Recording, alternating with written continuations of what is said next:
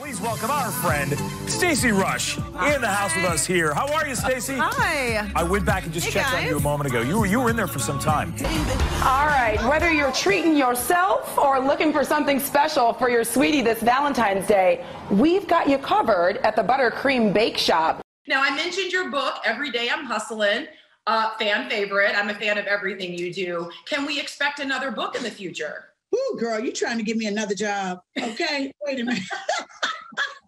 And their PEEP program, where families get the opportunity to raise baby chicks at home for a few weeks, is the highlight of the spring season. I was at the farm on Sunday, and my daughter got to choose our 4 baby chicks. I know Bella wants to keep these chicks, but there is a limit, yes, okay, in the Rusch household. And let's be clear, the chicks are going back.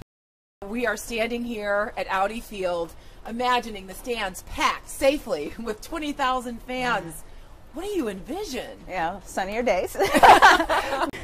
And you'll want to see this tonight on ABC 7 News at 5. Annalisa Gale spoke with Harriet Tubman's great-great-great-grandniece about the renewed efforts under the Biden administration to put Tubman on the $20 bill.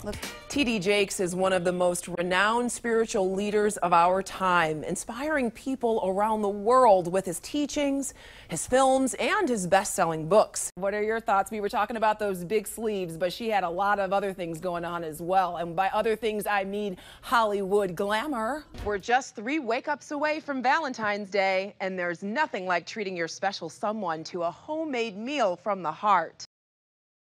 Well, as this pandemic continues, a lot of families are struggling to make ends meet.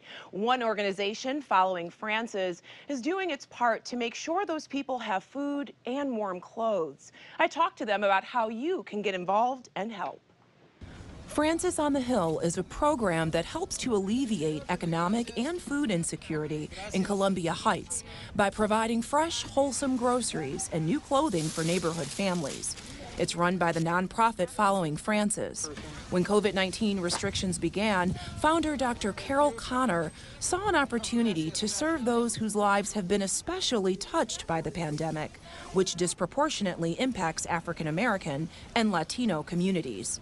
I spoke with Jay Steptoe, the East Coast director, about the organization's work and needs. We started with about 30 families.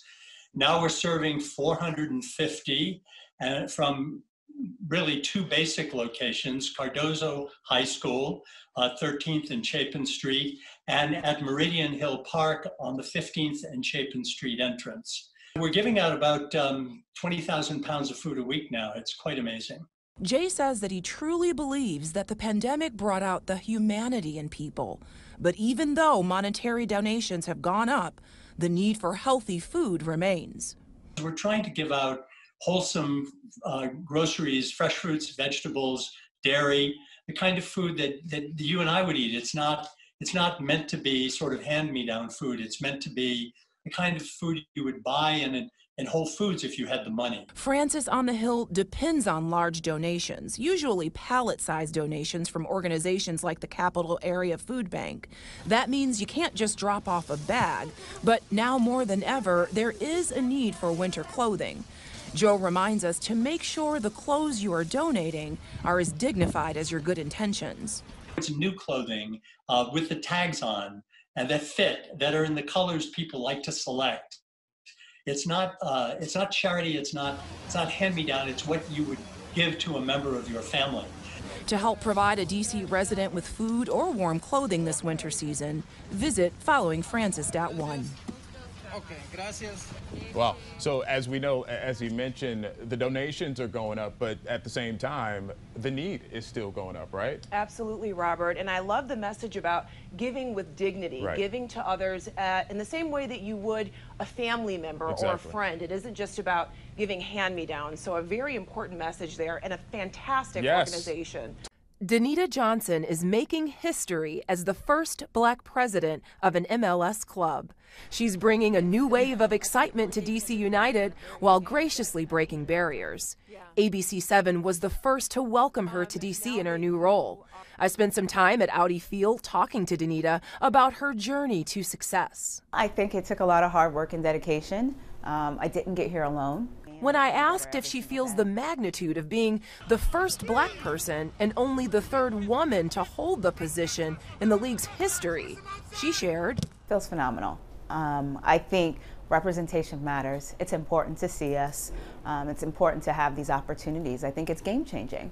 Danita has always been a champion for women and girls. During her time as COO of the LA Sparks, she started the We Are Women and We Are Girls program that emphasizes the importance of mentoring. I think the reason I am where I am is because of the mentors and the circles around me that really help uplift me. She wants young girls to know that there is life after the ball and that you can transition from an athlete to the business side of sports. For those young girls out there, know that once you stop playing on the field or on the pitch or on the court, whatever it may be, that you have an opportunity to still let this be a part of your life. And use that time and build those connections with the different organizations that you're involved with, where you're playing at the college level or at a pro level, to get engaged. All right, Danita, we are standing here at Audi Field, imagining the stands packed safely with 20,000 fans. What do you envision? Sunnier days. But overall, for me, it's about the experience, and I can't wait to see our supporter groups back in the stands. I get goosebumps. I love the first game of every season. All of my years in sports, there's nothing like that feeling. And when you walk out and you see all the fans there, you know what you did it for.